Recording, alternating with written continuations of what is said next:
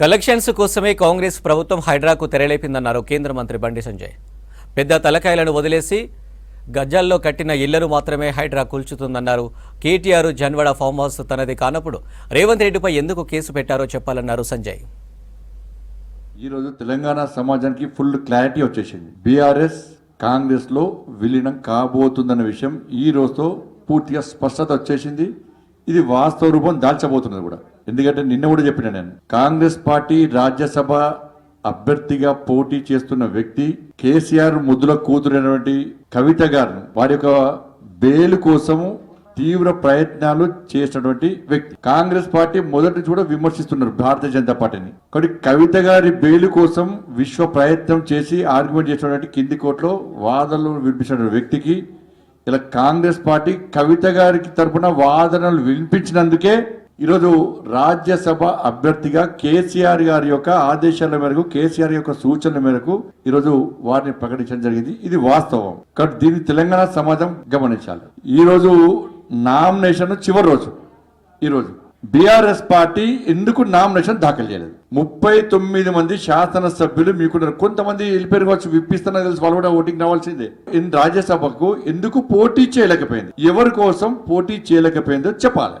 మాకు కేవలం 8 మంది ఉన్నట్టు మేము చేయలేకపోయినాం. 39 మంది ఉంటే పక్క మేము చేసేవాళ్ళం. మేము ఇప్పుడు కాంగ్రెస్ వాళ్ళు ఎమ్మెల్యేలు అందరూ కూడా కాంగ్రెస్ లీడర్లను కలుస్తున్నారు, ఢిల్లీ పోతున్నారు, పోయి కేసీఆర్ కలుస్తున్నారు మంత్రి పదవుల కోసం. ఎందుకంటే కేసీఆర్ చెప్పింది నడుస్తున్నారు ఢిల్లీలో. నేను మళ్ళీ చెప్తున్నా, అంటే విగ్రహాల దందా బంద్ చేయాలి. ఎవరిని పెడుతుంది, ఎవరిని వీక్తుంది చెప్పాలి. దానిలో తెలంగాణ రైతాంగం వాళ్ళు బాధపడుతున్నారు, కష్టాల్లో ఉన్నారు. ఇలా విగ్రహాల చర్చ అవసరమా?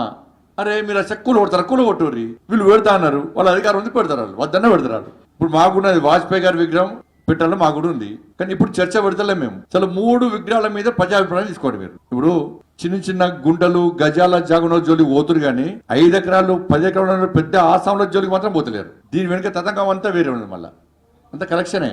దాని కాంగ్రెస్ లో ఉన్నది, బీఆర్ఎస్ లో ఉన్నది. మళ్ళీ కాంప్రమైజ్ అవుతారు, ఇచ్చి పుచ్చుకునే ధోరణి మీద అది.